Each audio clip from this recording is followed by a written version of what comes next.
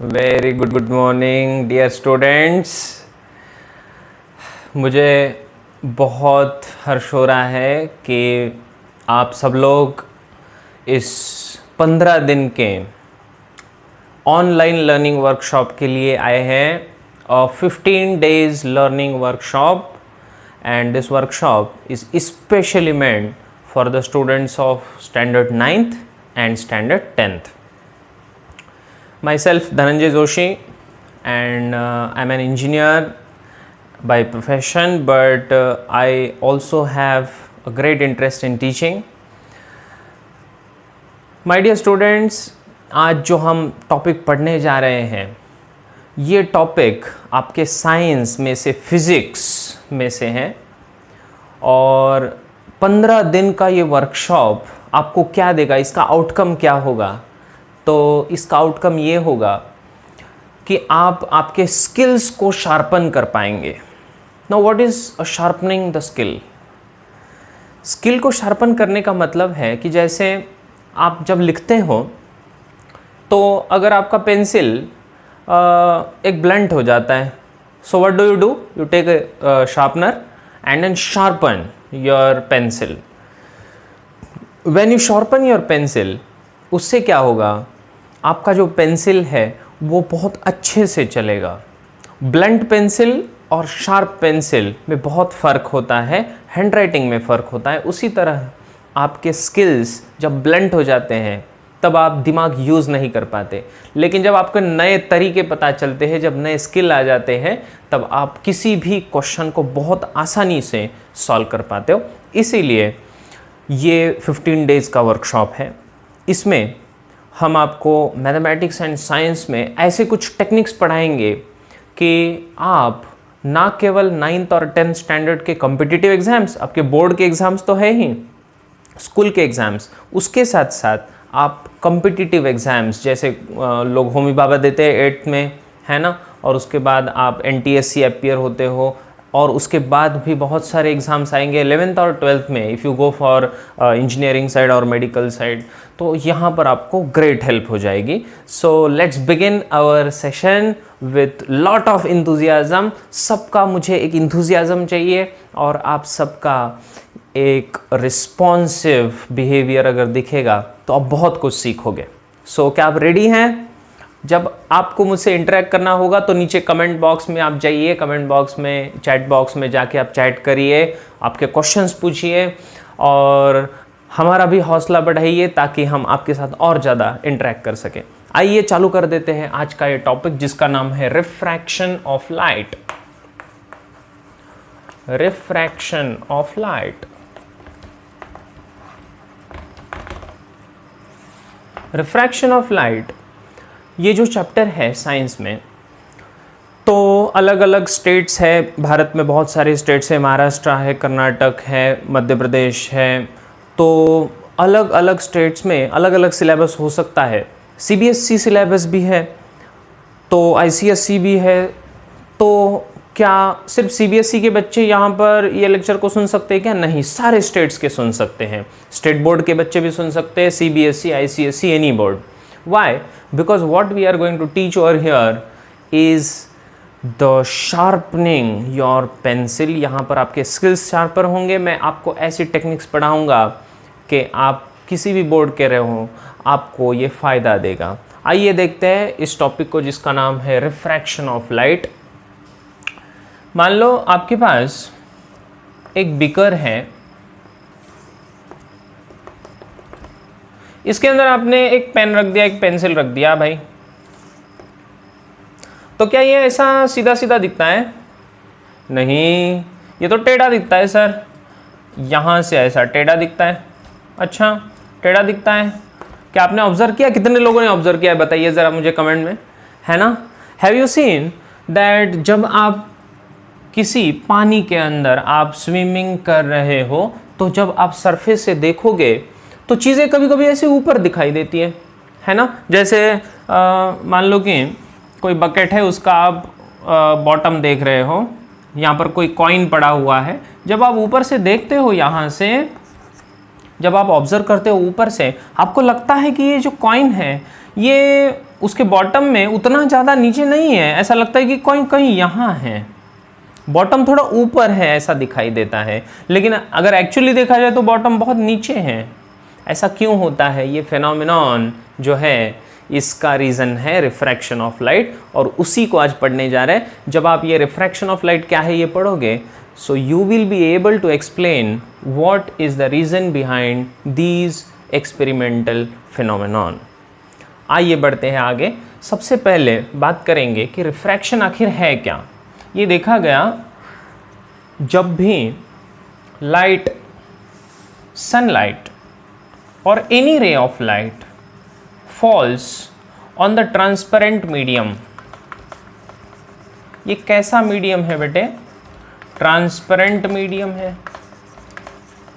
Transparent medium का मतलब क्या होता है? ट्रांसपेरेंट का मतलब होता है कि जो ओपेक नहीं है, जिसमें से लाइट पास हो सकती है, उसको ट्रांसपेरेंट मीडियम कहेंगे। जैसे वाटर, इज वाटर ट्रांसपेरेंट? हाँ।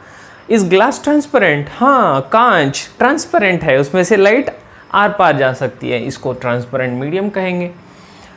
When the light passes through one medium to another medium, जैसे एयर में से आ रही है लाइट और ग्लास के अंदर जा रही हो, so glass is a transparent medium. तो ये देखा गया कि रे ऑफ लाइट सीधा सीधा नहीं चला जाता, ये रे ऑफ लाइट यहाँ से बेंड हो जाता है और बेंड होके ऐसे कुछ चला जाएगा, है ना।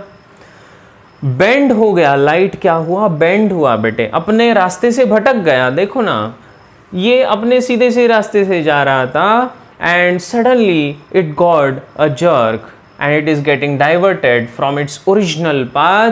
This bending of light, when the light travels from one medium to another medium is called as refraction of light. So what is this refraction? It is nothing but it is the bending of light, है ना। कहाँ पर? When the light travels from one medium to another medium, this is called as refraction of light. It's very simple, isn't it? अब आप कहोगे कि sir ये सब ऐसा फिनोमिनॉन क्यों हो रहा है? तो थोड़ा सब्र करिए, इसको थोड़ा डिटेल में जान लेते हैं। आइए, इसको डिटेल में जानने के लिए सबसे पहले हमें देखना पड़ेगा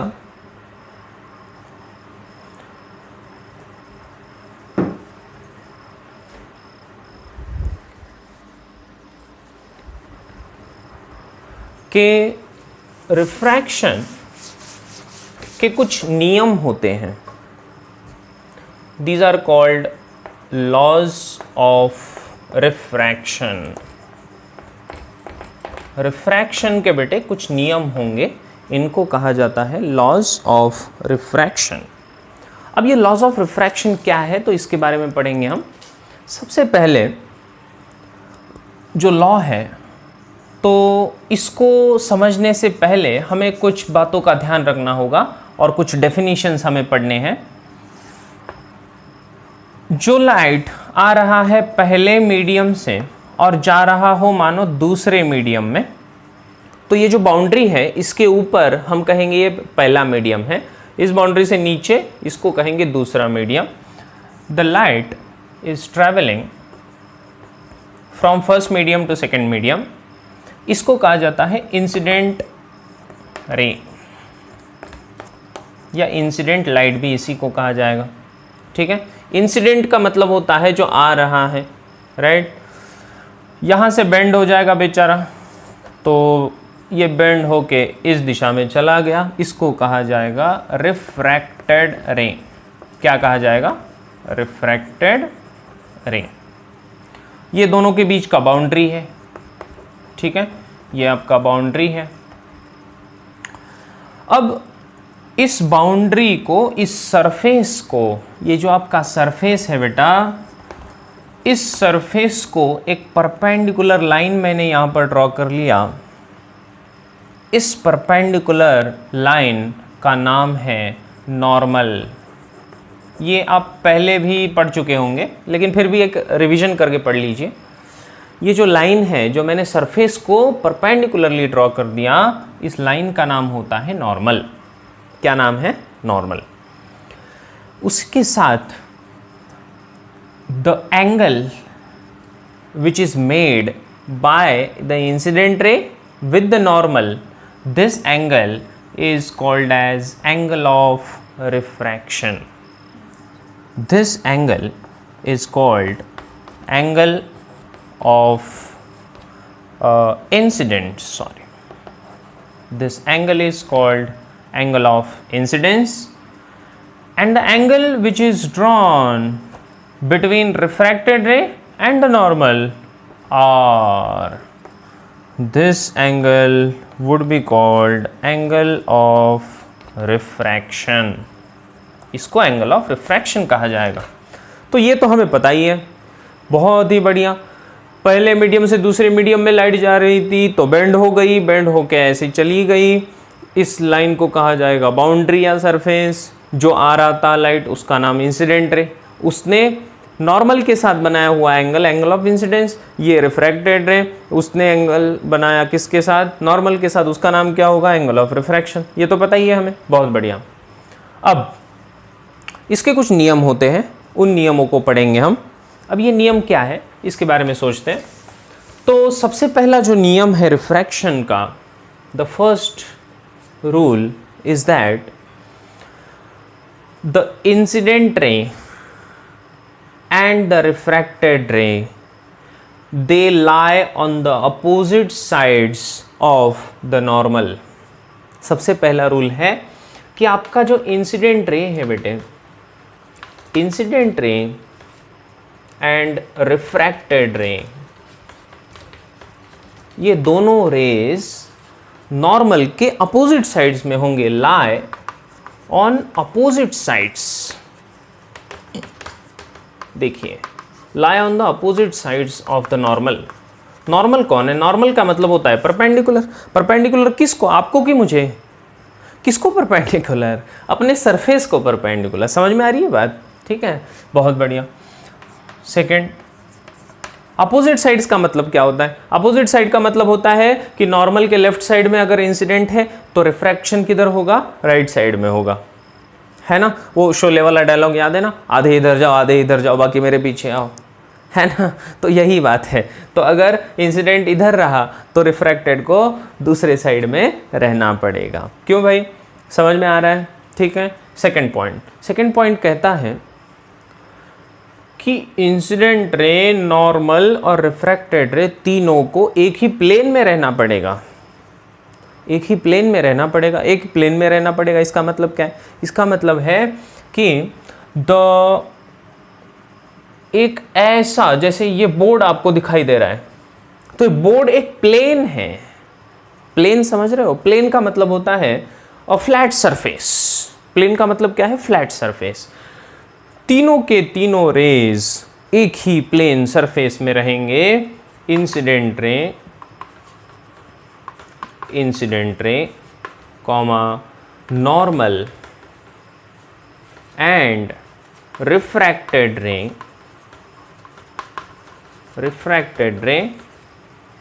must lie in the same plane,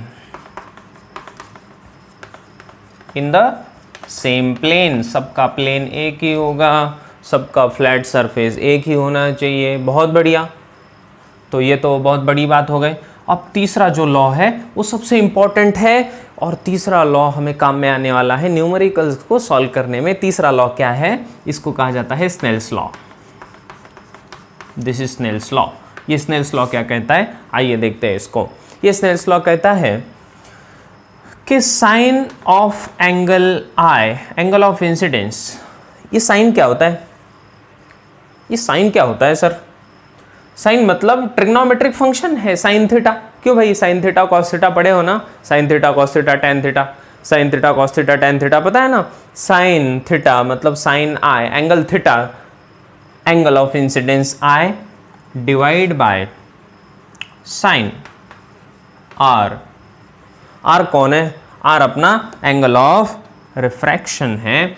sign i upon sine r must be a constant ratio. इनका रेशो हमेशा हमेशा के लिए कांस्टेंट रहना चाहिए। इन दोनों ने आपस में तय कर लिया एक दूसरे का हमेशा साथ देंगे, कांस्टेंट रहेंगे। क्यों भाई, आपस में समझौता है। स्नेल्स लॉ यही कहता है इन दोनों का रेशो हमेशा हमेशा के लिए कांस्टेंट रहना चाहिए। इसको कहा जाएगा स्नेल्स लॉ। आसान है। स्नेल्स लॉ को एक दूसरी तरीके से मैं पढ़ाऊंगा, इसका दूसरा एक्सप्रेशन भी है, लेकिन अभी के लिए आप बस इतना ही याद रख लो, sine i by sine r is constant. Okay, ये जो कांस्टेंट है, इस कांस्टेंट का नाम होता है बेटे रिफ्रैक्टिव इंडेक्स। ये जो कांस्टेंट है इसका नाम है रिफ्रैक्टिव इंडेक्स, जिसको हम बहुत डिटेल में पढ़ने वाले हैं। Refractive index. ओके, और इसको हम डिनोट करते हैं म्यू इस सिंबल से। अब ये म्यू क्या है? म्यू यू का भाई है अपना A B C D E F G H I J, इसमें जो यू आता है उसका भाई है। कौन है? म्यू, है ना। इसको एक एक्स्ट्रा यहाँ पर ऐसा पूंछ लगता है पीछे, इसका नाम है म्यू। बहुत बढ़िया, रिफ्रैक्टिव इंडेक्स समझ गए आप। 3 लॉज है। क्या है लॉज? फिर से रिपीट कर रहा हूँ, देखिए। इंसिडेंट रे, रिफ्रैक्टेड रे lie on the opposite sides of the normal. एक दूसरे की अपोजिट साइड्स में रहेंगे हमेशा हमेशा के लिए। तीनों के तीनों, इंसिडेंट रे, नॉर्मल, रिफ्रैक्टेड रे, सबका प्लेन सेम होना चाहिए। बहुत बढ़िया, समझ में आया, है ना। तीसरा स्नेल्स लॉ क्या कहता है कि साइन आई मतलब साइन थीटा। कौन सा थीटा? Angle of incidence.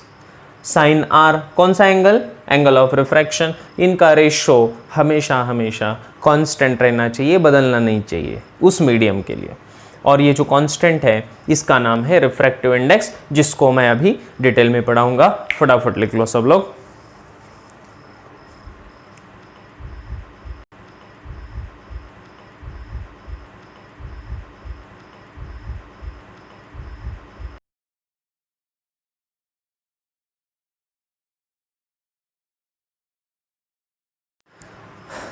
तो ये समझ में आया, है ना।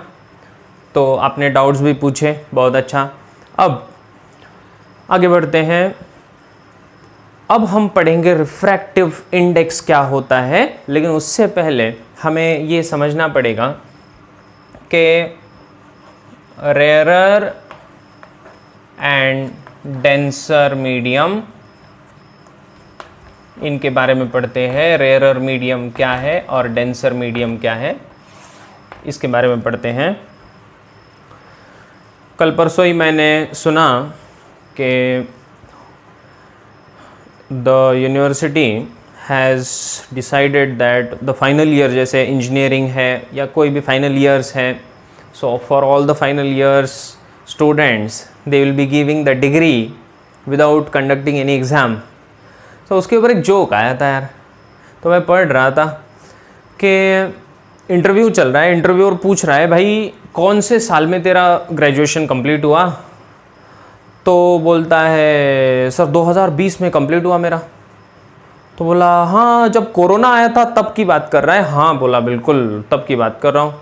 तो बोलता है नहीं नहीं नहीं, अभी हमारे पास जॉब नहीं है, बाद में कभी आ जा, है ना। तो मैं ये सोच रहा था कि अगर आप ऐसा कोई डिग्री ले रहे हो, अब फिलहाल ये तो it is due to the global epidemic, लेकिन wherever you are, any student, any person in the world जिसके पास क्वालिटी एजुकेशन है, anybody with a quality education कभी दुनिया में पीछे नहीं रहेगा। He will always have 100 ways open. If one way closes, he himself has a determination, confidence to start the 100 new ways. So let's go ahead with this rarer and denser medium. अब rare और denser medium का क्या definition है? देखिए बेटा, जब light travel करती है, मान लो जैसे एयर से लाइट जा रही हो ग्लास के अंदर, लाइट कहाँ से कहाँ जा रही है? हवा में से कांच के अंदर जा रही है। So when the light travels from one medium to another medium, so this air, इसका डेंसिटी कम है, डेंसिटी कम है। डेंसिटी कम है इसका मतलब कि जब उसके अंदर लाइट ट्रैवल करेगी तो उसको अपोजिशन कम मिलेगा एज कंपेयर टू ग्लास, है ना। जैसे फॉर एग्जाम्पल आप दौड़ रहे हो सुबह सुबह, है ना। अगर आप दौड़ रहे हो तो आप रोड पे दौड़ रहे हो तो आपको हवा अपोज कर रही होगी, है ना। सो एयर रेजिस्टेंस तो होता है। So air is resisting you when you are walking और रनिंग। अगर आप स्विमिंग पूल में कूद जाओ, अब स्विमिंग पूल में जब कूद जाओगे तब क्या होगा? अब स्विमिंग पूल में आपको चलना है भाई और दौड़ना भी है। अब आपको कौन रोक रहा है? पानी रोक रहा है। आपका स्पीड पानी में ज़्यादा कम हो जाएगा as compared to when you are walking on a road, air was resisting you. किसका रेजिस्टेंस ज़्यादा होगा? पानी का। क्यों? क्योंकि पानी का डेंसिटी ज़्यादा है। इसी तरह का चीज़ होता है लाइट के साथ। जब लाइट एयर में जाता है तो उसका स्पीड ज़्यादा होता है, जब वो ग्लास में जाता है तो उसका स्पीड कम हो गया, क्योंकि रेजिस्टेंस ज़्यादा मिला उस मीडियम का। तो इस केस में एयर को कहा जाएगा रेयरर मीडियम। इसको क्या कहा जाएगा बेटे? Rarer medium. और ग्लास को कहा जाएगा डेंसर मीडियम। जिसका डेंसिटी ज़्यादा है उसको कहा जाएगा डेंसर मीडियम। ओके, इस तरह अगर हम एयर और वाटर की बात करें, एयर एंड वाटर की अगर हम बात करें, सो एयर और वाटर में एयर हो जाएगा रेयरर और वाटर हो जाएगा डेंसर। उसके कंपैरिजन की बात कर रहे हैं हम। अब थोड़ा अलग सोचो। अब ऐसा सोचो कि वाटर से लेकर ग्लास के अंदर आपका रे जा रहा है। बताइए ज़रा कमेंट में, नीचे कमेंट करके बताइए कौन रेयरर कौन डेंसर। फटाफट बताइए कौन बताता है। चलिए देखते हैं, बताइए ज़रा। वाटर में से ग्लास में अगर जा रहा हो तो कौन रेयरर कौन डेंसर?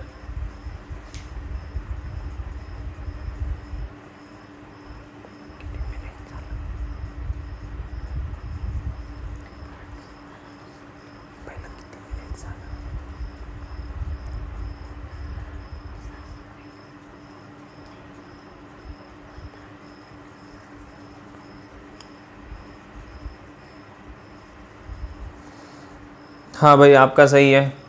हाँ, तो इसमें जो वाटर होगा, water is the rarer medium and glass is the denser medium, right. Water rarer medium होगा, ग्लास डेंसर मीडियम होगा। इसमें रेजिस्टेंस कम होगा, इसमें रेजिस्टेंस ज़्यादा होगा। आप बोलोगे नहीं नहीं सर, आपने वाटर को यहाँ पर डेंसर बोल दिया, आपने यहाँ पर वाटर को डेंसर बोल दिया, तो यहाँ पर वाटर रेयरर कैसे हो गया? क्योंकि ये कंपैरिजन है, ये कंपैरिजन है भाई। जैसे फॉर एग्जांपल मान लो कि कोई गरीब है, भिखारी है, और कोई मज़दूर है जो काम करता हो।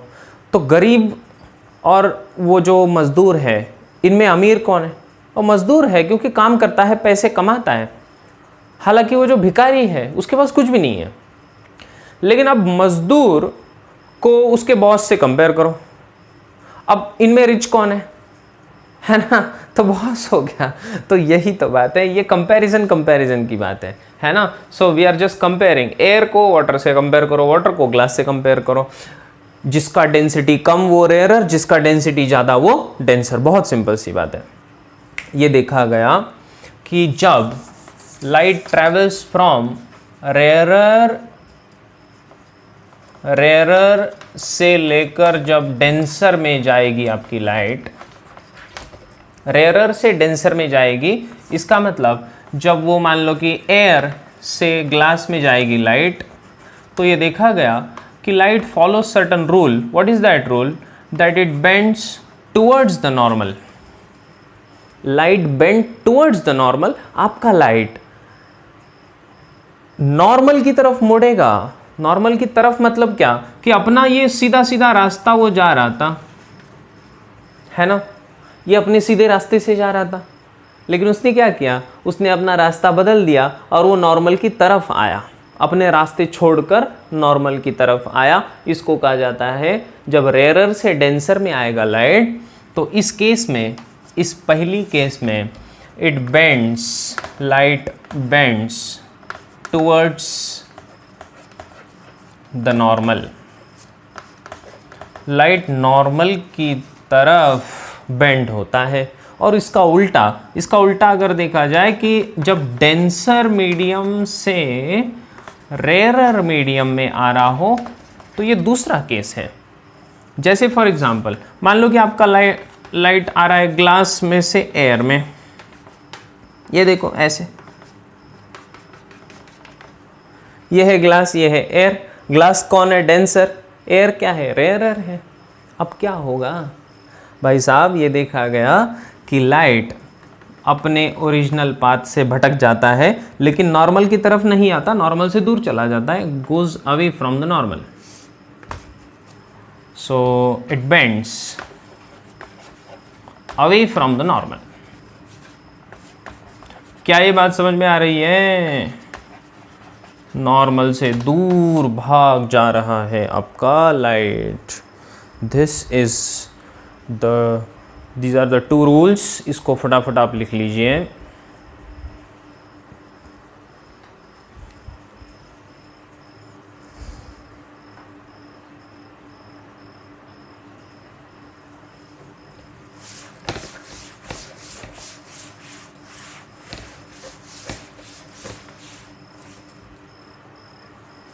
आइए अब हम आगे बढ़ते हैं। अब हम एक बहुत ही इंपॉर्टेंट कॉन्सेप्ट को पढ़ने जा रहे हैं जिसका नाम है refractive index. So please give your 100% attention over here. प्यारे बच्चों, किसी भी चीज़ को अगर आपको पढ़ना है तो पढ़ने के लिए सबसे ज़रूरी जो चीज़ है, सबसे ज़रूरी वो है अटेंशन। जो चीज़ 100% अटेंशन से की जाती है वो चीज़ ज़्यादा देर तक याद रहती है। तो इसीलिए 100% अटेंशन अगर आपका होगा तो मैं आपको गारंटी देता हूँ कि आप हर एक शब्द को बिना किसी दिक्कत के बिल्कुल याद रखेंगे। ध्यान दीजिए, रिफ्रैक्टिव इंडेक्स।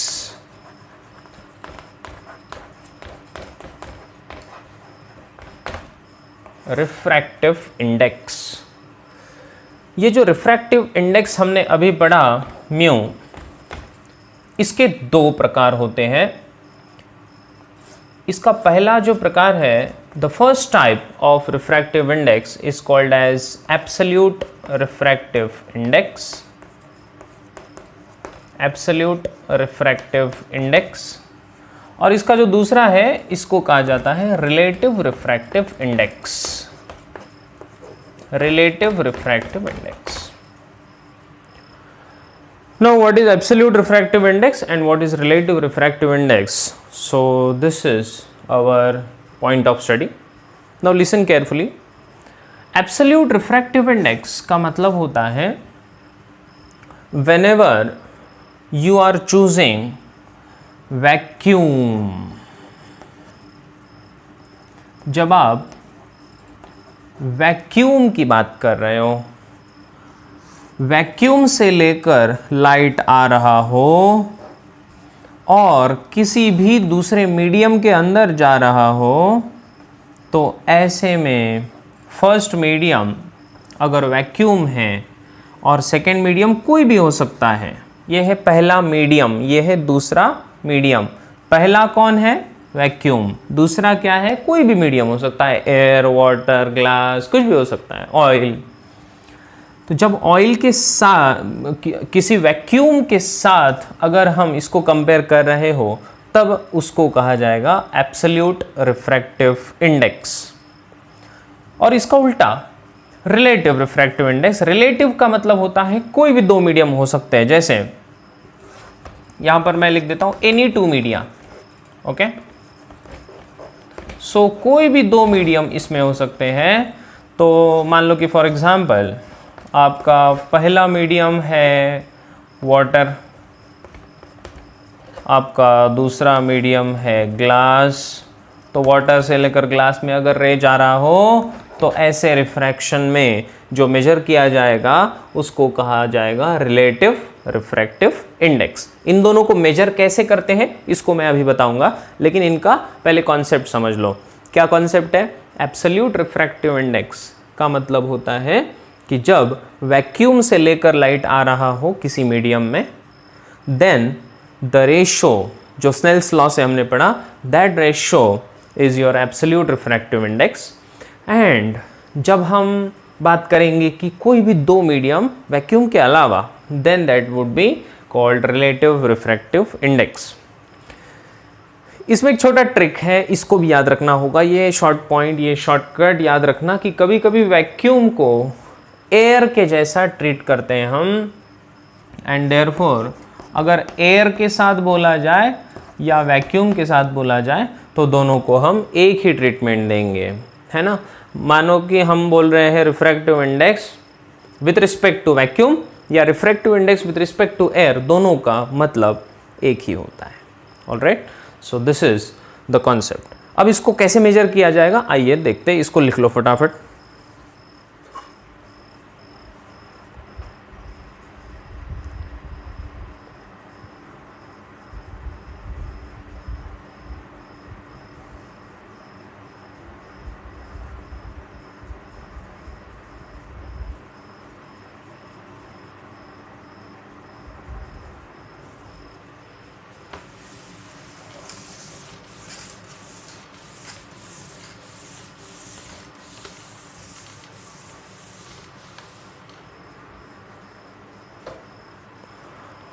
अब देखिए, सबसे पहले बात करेंगे हम एब्सोल्यूट रिफ्रैक्टिव इंडेक्स।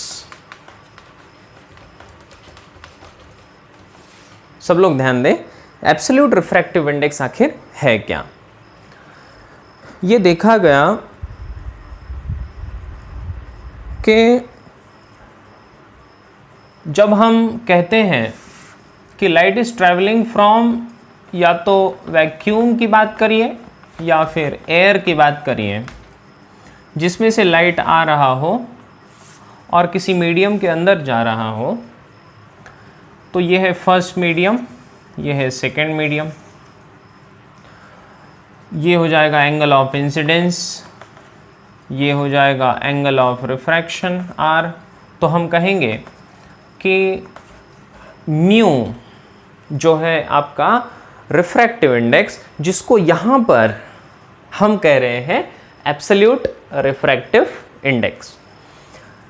तो स्नेल्स लॉ से हमने अभी अभी देखा कि इसका फॉर्मूला होता है sine i divide by sine are.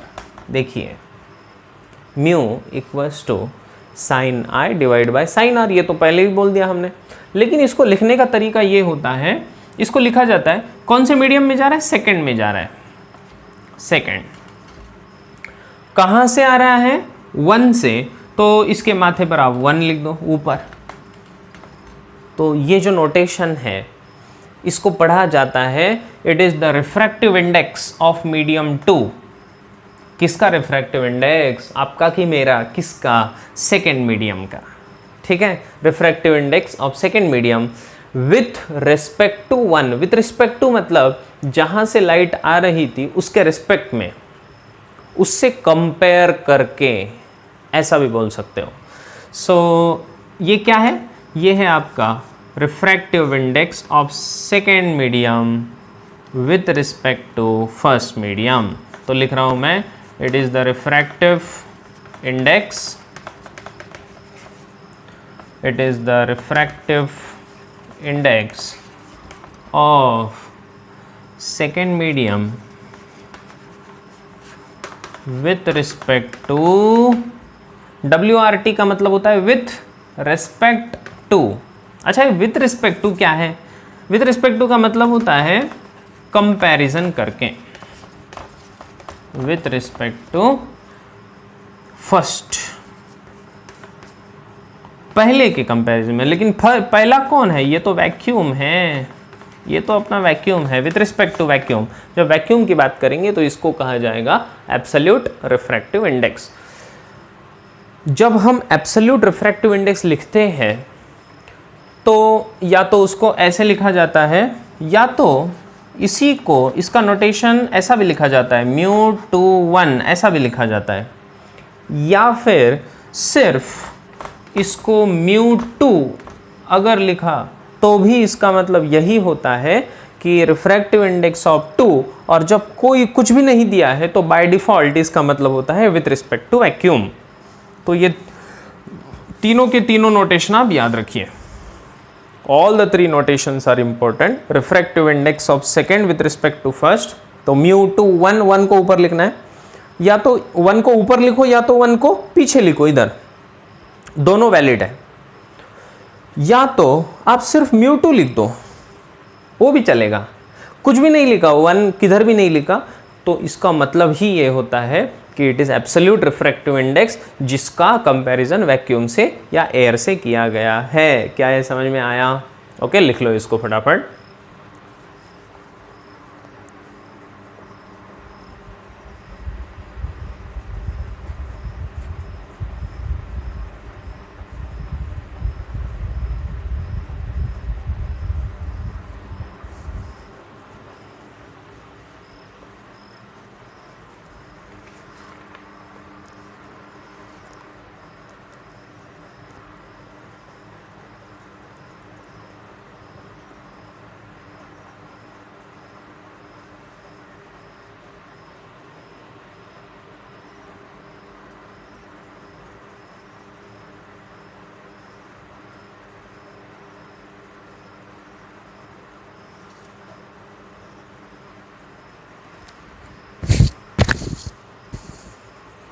आइए हम आगे बढ़ते हैं। आजकल क्वालिटी एजुकेशन की बड़ी ज़रूरत है दुनिया में। क्वालिटी एजुकेशन की क्यों ज़रूरत है यार? क्योंकि अगर क्वालिटी एजुकेशन नहीं लिया आपने, अगर आपको रास्ता दिखाने वाला सही नहीं है, तो हम आंखें बंद करके जिसके पीछे पीछे जा रहे हैं तो शायद वो गलत रास्ते पे लेके जाए, है ना। सो इसीलिए education which you are taking, तो ये एजुकेशन में क्वालिटी होना चाहिए। क्वालिटी कैसे आएगा? क्वालिटी तब आएगा जब टीचर्स में क्वालिटी हो और वो एक्सपीरियंस्ड हो, है ना। उसके साथ साथ सबसे इम्पोर्टेंट आज के जो सिनारियो है, इस सिनारियो में सबसे इम्पोर्टेंट बात यह है कि anyone who is teaching, he should be thoroughly honest. जब एजुकेशन में ऑनेस्टी रहेगी तब एजुकेशन में क्वालिटी आएगी। The quality of education really needs honesty nowadays. तो देखिए, रिफ्रैक्टिव इंडेक्स का जो एब्सोल्यूट रिफ्रैक्टिव इंडेक्स है, इसको एक और फॉर्मूले से दिखाया जाता है। μ21 is written in a formula as, इसका एक फॉर्मूला है और इस फॉर्मूले में इसको हम लिखेंगे। अब ये फॉर्मूला क्या है? So this formula is, it is the velocity of, पूरा लिख देता हूँ आपके लिए, velocity of light in vacuum divided by velocity of light in medium 2। velocity of light in vacuum, vacuum मतलब 1, so velocity in 1 divide by velocity इन 2। इतनी simple सी बात है, देखो यार, है ना। Velocity in first medium divide by velocity in second medium, this is your definition. इसको लिखने का तरीका है μ21 इक्वल्स टू, इसको लिखा जाता है c से। c क्या है? c इज द स्पीड और velocity of light in vacuum divide by v। तो what is v? v is the velocity of light in the given medium. तो ये इसका एक फॉर्मूला बन जाता है। इसके अलावा और एक फॉर्मूला होता है, वो कैसे डिराइव करना है वो भी मैं बता देता हूँ। आगे जाके आप पढ़ेंगे एक फॉर्मूला कि वेलोसिटी इक्वल्स टू होगा n lambda, v equals to n lambda नामक एक फॉर्मूला आएगा, जिसमें v होगा वेलोसिटी और ये जो n है बेटे ये है फ्रीक्वेंसी, ठीक है। और ये जो लैम्डा है इसका नाम होता है वेवलेंथ। तो इस फॉर्मूले को भी आप आगे फिजिक्स में पढ़ेंगे। v equals to n lambda नामक ये बहुत ही इंपॉर्टेंट फार्मूला है। Velocity equals to n lambda, या कभी कभी न्यू लैम्डा भी इसको लिखा जाता है। n मतलब frequency, lambda is the wavelength. अब इस लॉजिक से अगर देखा जाए तो velocity is directly proportional to lambda, wavelength से डायरेक्टली प्रोपोर्शनल है। हालांकि फ्रीक्वेंसी हमेशा कांस्टेंट रहती है, okay. Frequency always remains constant, है ना। उस पर्टिकुलर रेस के लिए फ्रीक्वेंसी हमेशा कांस्टेंट रहती है। यहाँ पर लिख देता हूँ मैं important point that frequency is always constant for given रे। उस पर्टिकुलर रे के लिए फ्रीक्वेंसी हमेशा कांस्टेंट रहेगी। अगर फ्रीक्वेंसी हमेशा कांस्टेंट रहेगी तो हम लिख सकते हैं कि आपका जो फॉर्मूला है वो थोड़ा सा मॉडिफाई हो जाएगा। ये आपका जो फॉर्मूला है, this formula gets modified and therefore v lambda से डायरेक्टली प्रोपोर्शनल है। तो मैं लिख देता हूँ μ21 जो हो जाएगा c बाई वी। तो c क्या था? c is the speed of light या velocity of light in vacuum. तो उसका करस्पॉन्डिंग लैम्डा होगा λ1 डिवाइड बाय λ2। λ2 मतलब wavelength in the second medium. So this becomes your another formula, जहाँ पर λ1 क्या है और λ2 क्या है बोलिए। This is the wavelength in first medium, मतलब यहाँ पर कौन? वैक्यूम। और उसी तरह से इसको कहा जाएगा wavelength in second medium, second medium में वेवलेंथ। तो अब ये बहुत ही इंपॉर्टेंट फार्मूला बन गया अपने लिए। देखिए कौन सा फार्मूला है, μ21 equals to c by v equals to λ1 by λ2। Fast लिखिए, आपका स्पीड मुझसे दुगना होना चाहिए। जब मैं एक स्पीड से लिखूं तो आप दुगनी स्पीड से मुझसे आगे जानी चाहिए।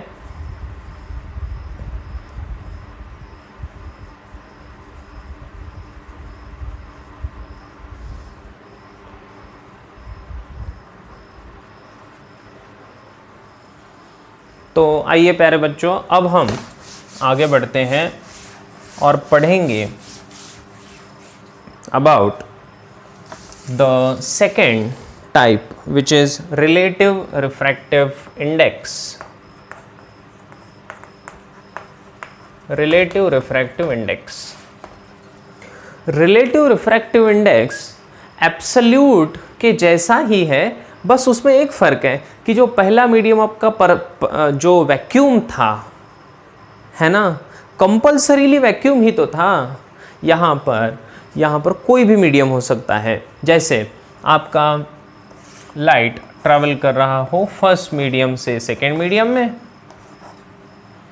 सो जब ये फर्स्ट मीडियम से सेकेंड मीडियम में ट्रैवल कर रहा हो तो फिर से ये एंगल ऑफ इंसिडेंस, ये एंगल ऑफ रिफ्रैक्शन। तो मैं कह दूंगा μ21 इक्वल्स टू बन जाएगा sin I divide by sin R। लेकिन इसमें first and second medium could be any medium of the world, okay. इसमें कोई भी मीडियम हो सकता है। जैसे फॉर एग्जांपल ये पहला मीडियम हो सकता है वाटर हो, ग्लास हो, ऑयल हो, कुछ भी हो। सेकेंड मीडियम भी वाटर, ग्लास, ऑयल, एनीथिंग, है ना। इसको लिखने का तरीका ऐसा ही होता है। अगर मैंने फॉर एग्जांपल ऐसा ले लिया कि ये वाटर है, ऐसा मान लेते हैं, ये ग्लास है, ऐसा मान लेते हैं, तो इसको लिखा जाएगा रिफ्रैक्टिव इंडेक्स 2 मतलब कौन? ग्लास। तो ग्लास के लिए मैं लिख रहा हूँ G। और 1 मतलब कौन है? वाटर। तो वाटर के लिए लिख रहा हूँ W। सो इसको लिखा जाएगा refractive index, this is refractive index of glass. किसका रिफ्रैक्टिव इंडेक्स बेटे? ग्लास का रिफ्रैक्टिव इंडेक्स। किसके कंपैरिजन में? With respect to what? With respect to WRT का मतलब क्या होता है? विथ रिस्पेक्ट टू कौन? वाटर। वाटर से कंपैरिजन में। तो इसका मतलब मुझे एक बात क्लिक कर गई, तो पता नहीं आपको क्लिक कर गई कि नहीं कर गई, कि भाई refractive index of glass with respect to water जब मैं कह रहा हूँ तो एक वैल्यू मिल रहा है मुझे, इसका मतलब ये जो विथ रिस्पेक्ट टू वाटर है इसकी जगह विथ रिस्पेक्ट टू ऑयल अगर रहेगा तो क्या ये वैल्यू बदल जाएगा? तो ये मेरा क्वेश्चन आप सुलझा दो ज़रा नीचे कमेंट करके बताइए कि रिलेटिव रिफ्रैक्टिव इंडेक्स में या एब्सोल्यूट में भी जब आपका ये जिसके साथ आप ले रहे हो ये अगर बदल जाएगा, जिस मीडियम से लाइट आ रहा था वो अगर बदल जाएगा तो क्या रिफ्रैक्टिव इंडेक्स बदल जाएगा? बताइए ज़रा मुझे।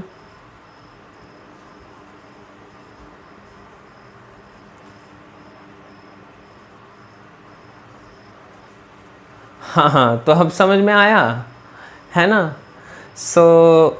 जब रिफ्रैक्टिव इंडेक्स जिसके रिस्पेक्ट में आप ले रहे हो वो सबसे इंपॉर्टेंट होता है, जब वो बदल जाएगा तो रिफ्रैक्टिव इंडेक्स भी बदल जाएगा। Is it clear? Okay, so refractive index will always change. और फिर वही फॉर्मूले हम यहाँ पर अप्लाई कर सकते हैं। फिर से यहाँ पर ये फॉर्मूला अप्लाई होगा, लेकिन इस फॉर्मूले में इसको लिखा जाएगा V1 डिवाइड बाय V2। ये जो पहला फॉर्मूला था वही फॉर्मूला कंटिन्यू कर रहे हैं हम, μ21 equals to V1 divide by V2, और इसी को कंटिन्यू करके लिखेंगे λ1 divide by λ2। Okay, is it clear? ठीक है, यहाँ पर V1 क्या है ज़रा बोलो, और V2 क्या है बोलो, बोलो बोलो बोलो। यस, तो V1 है velocity of light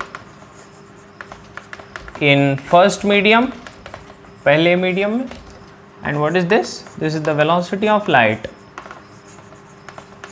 in second medium, second medium. Clear? अब क्लियर हो रहा है सब? ठीक है, सो इस तरह लिख लो फास्ट।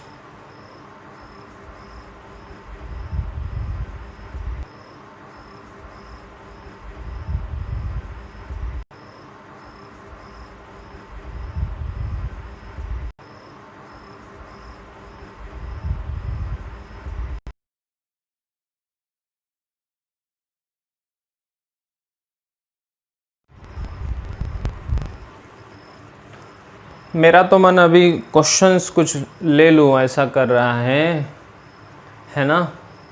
तो चलो कुछ क्वेश्चंस ले लें, आइए देखते हैं कि आप इसको सॉल्व कर पाते हो। तो एक क्वेश्चन मैं ले लेता हूँ।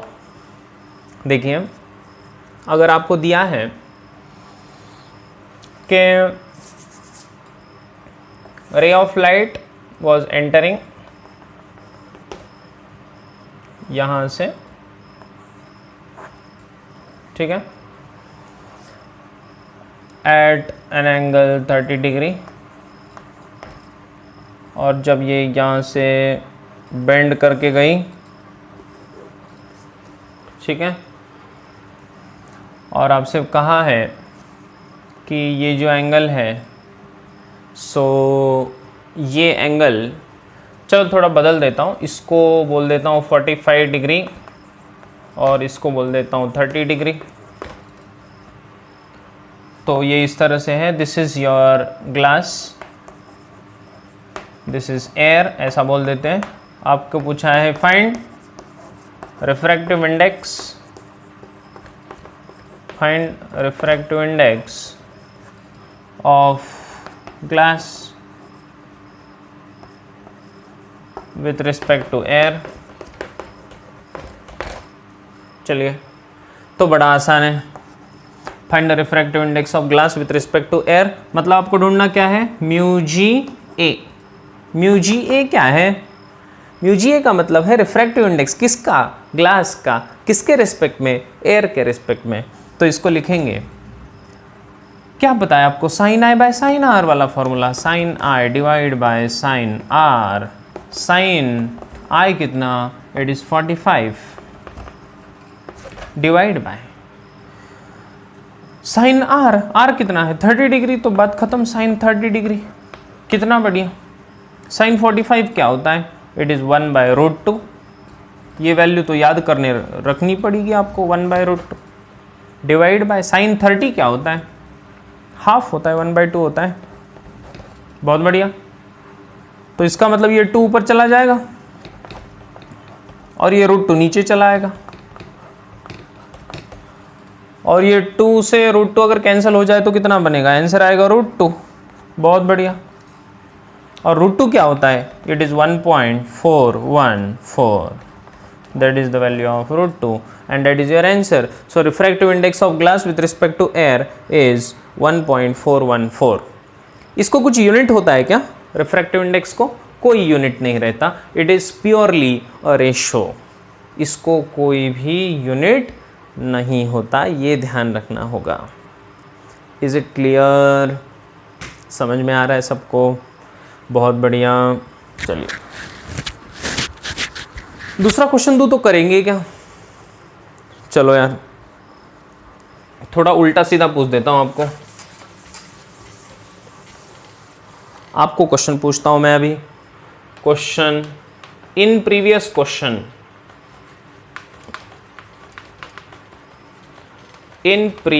Question find refractive index of air with respect to glass। oh my god, ये क्या क्वेश्चन है, पहले वाले क्वेश्चन में find the refractive index of the air with respect to glass. अच्छा, ये कौन सा नया चीज़ है सर? तो हाँ यार, ये तो बहुत बढ़िया चीज़ है, कैसे देखो ज़रा, क्या होना चाहिए इसका, क्या पूछा है, रिफ्रैक्टिव इंडेक्स पूछा है एयर का, किसके रेस्पेक्ट में, ग्लास के रेस्पेक्ट में। चलो फटाफट कमेंट में बताओ क्या आंसर आएंगे। Yes anybody?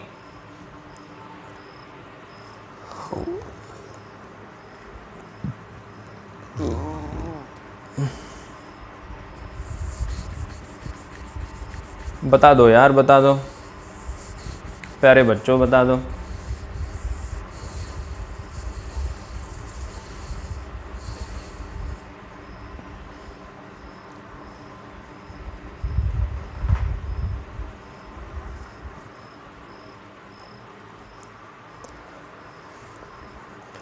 देखो, ये 15 दिन के अंदर मैं आपको बहुत बढ़िया टेक्निक सिखाऊंगा कि पढ़ाई कैसे होती है, क्योंकि आप आपका पेंसिल शार्पन करने आए हैं तो शार्पन करके जाएंगे बिल्कुल, बस कंटिन्यू रखना, कोई भी लेक्चर मिस मत करना, कुछ भी आ जाए, मूवी देखना है, लालच में पड़ गए कि चलो मूवी जाना है, मतलब बाहर नहीं, थिएटर में नहीं, लेकिन घर पे टीवी है, कोई दोस्त आया बोला नहीं नहीं नहीं चल हम ये काम करते वो काम करते, सोना है, ये सब हटा दो।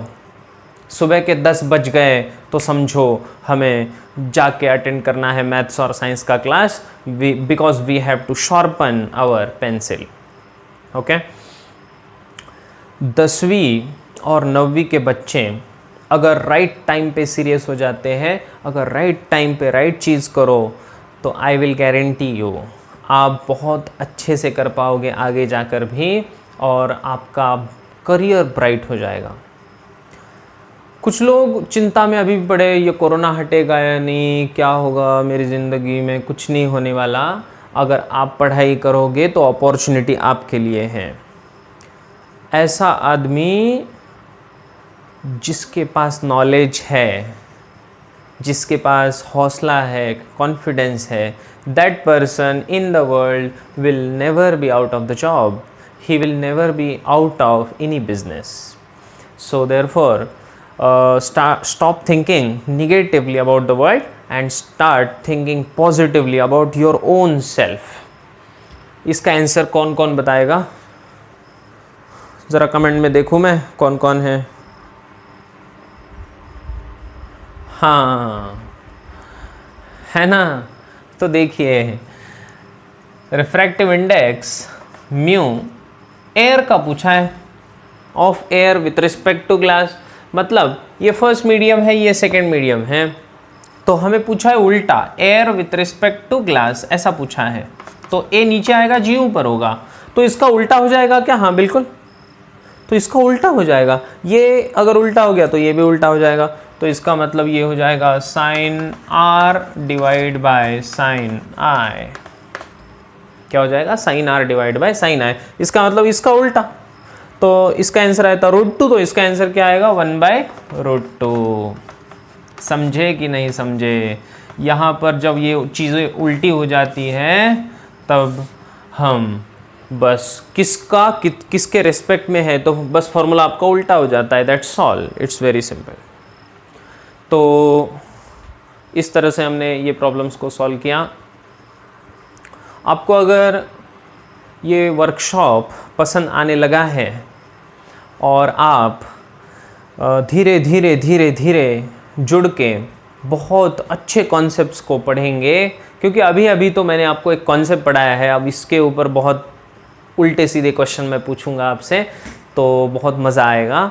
और अगर पसंद आया हो तो बिल्कुल आज ही आप सब्सक्राइब करना, चैनल सब्सक्राइब करने से जितने भी वीडियोस आएंगे नए तो सब आप तक पहुंच जाएंगे। हर रोज़ 10 बजे आपको अटेंड करना ही करना है, सो प्लीज़ सब्सक्राइब, हमारा हौसला बढ़ाइए लाइक्स देके, और कमेंट में बताइए कि क्या आपको ये पसंद आया। अगर पसंद आया हो तो बहुत बड़ी बात है, सबका हौसला बढ़ाइए, अपने उन फ्रेंड्स को बताइए जो इसको नहीं कर पा रहे हैं, उन सारे फ्रेंड्स को आप ये वीडियो शेयर कर दो, because it is on YouTube, तो आप इसको बिल्कुल बहुत अच्छे से शेयर कर पाएंगे अपने फ्रेंड्स के साथ जो इससे जुड़ना चाहते हैं। सो आप सबका दिल की गहराइयों से बहुत बहुत धन्यवाद, और I hope that from tomorrow onwards all of you will be very sincere and attend the classes on time, and please respond to our queries, so please ask the questions also. So this is the time to stop here. Thank you all very much. Bye everyone, have a nice day.